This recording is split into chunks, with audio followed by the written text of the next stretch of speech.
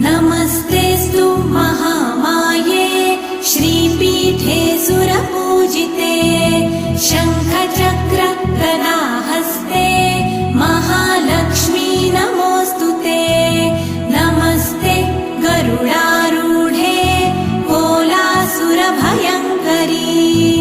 सर्वपाप हरे देवी महालक्ष्मी नमोऽस्तुते।